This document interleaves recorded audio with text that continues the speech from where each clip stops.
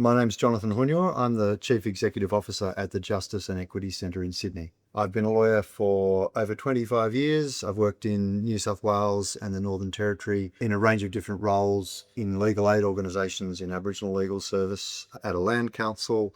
I've worked in human rights, criminal law, in coronial inquests, in discrimination law, so across a wide range of areas, some of which have touched on the rights specifically of children and others of people more generally and social justice issues. I'm Jonathon Hunyor and this is Out of the Box.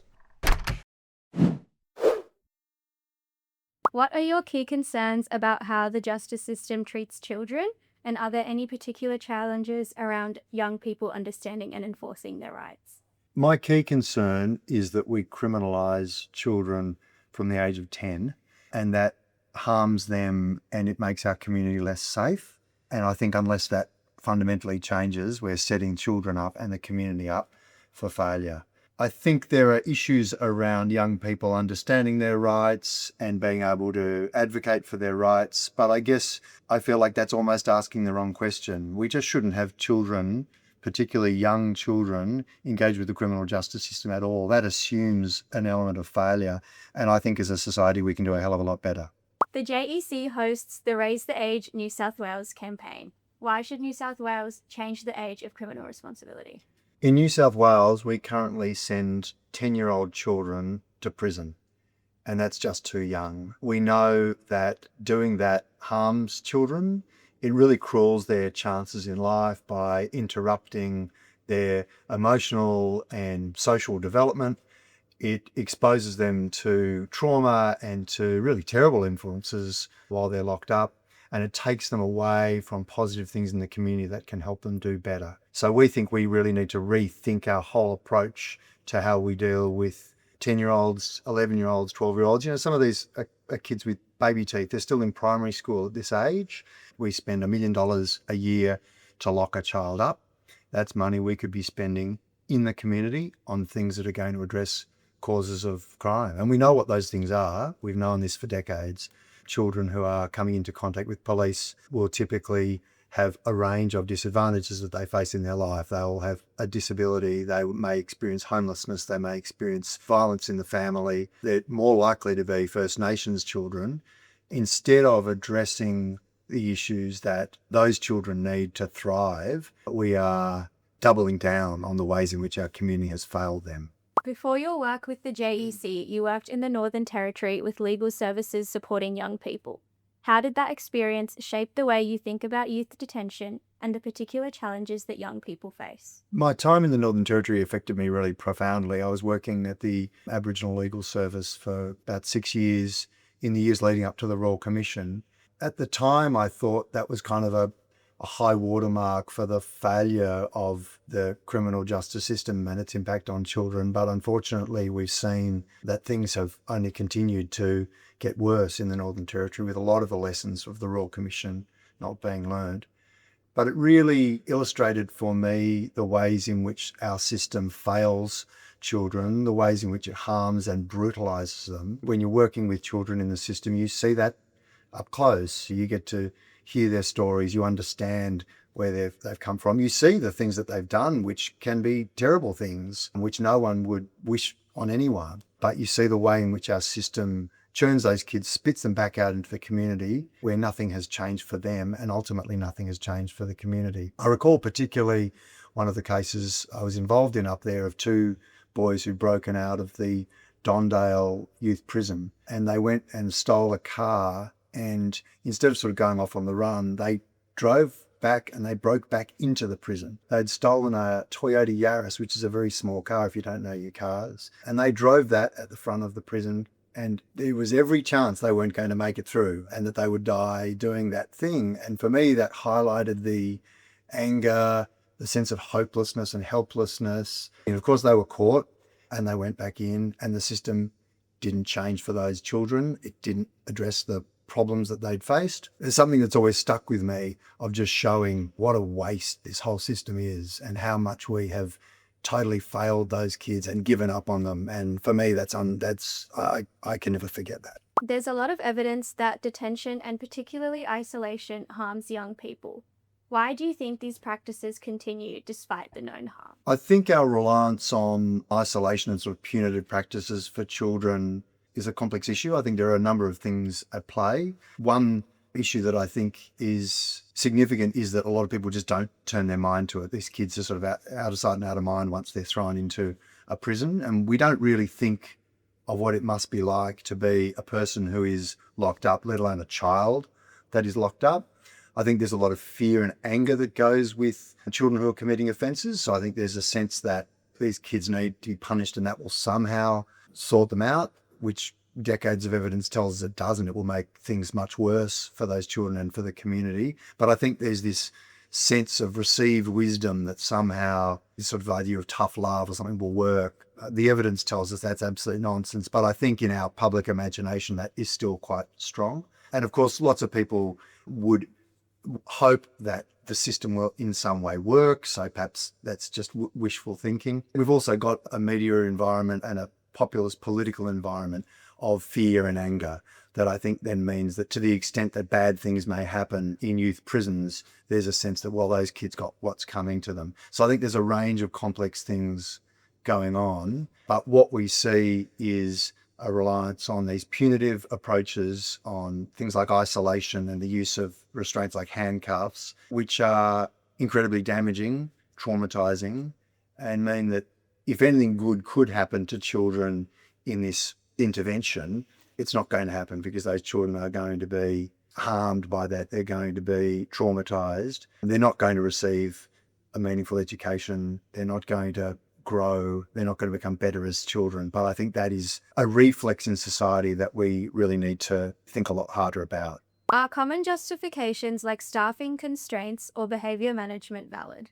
Staffing constraints and behaviour management are legitimate issues, but the fundamental failure is around relational security. So building trust and respect within any detained environment is how you keep that place safe. So it's legitimate for staff to want to be safe at work. There's a duty of care to all the people in that environment. So we get that. But if you respond through physical security rather than relational security, so if you respond with isolation, with locking kids down, with restraining them in handcuffs and other things, you aren't dealing with the problem. In fact, you're probably making it worse because you undermine any trust and respect. You create anger and resentment. So where we see in New South Wales isolation used, for example, for punishment, we think that really misdiagnoses what the problem is and how it can be properly responded to in a sustainable way. So this sort of short-term approach of locking kids up may seem to make sense there, but it is not only something that is in itself harmful and brutalising for children, but it actually doesn't deal with the problem and it can make it worse. What types of policy or operational changes in New South Wales could reduce reliance on these practices and support better outcomes for children in detention? The first practice change we need to make is that isolation should never be used as a form of punishment. So it is in New South Wales used as a form of punishment, and that just should never happen for a child. If isolation is to be used, it should only be where it's absolutely necessary for an immediate and serious risk to harm or safety for either the child or for other people in that environment. So we need to really limit it to those circumstances where the risks and the harm that is likely to cause is outweighed by the risk and harm that's posed by that situation. The other thing we need to do is to make sure that if children are going to be held in isolation, they also have other supports around them to minimise the negative harms of that. You know, when we've worked with children who have been held in isolation, they've described it as just crushing them or destroying them. We need to avoid that. It's not in our interests, it's not in the child's interest, not in the community's interest for that to happen. And so making sure that children, if they are to be isolated, still have supports, that they still have access to psychological support, to recreation, to exercise, to education and diversion, that's essential. But as I say, that is really in an extreme case, and at the moment it's being overused, and that's a failure of the system. The JEC received legal advice regarding the Commonwealth's constitutional power in setting national standards for youth justice.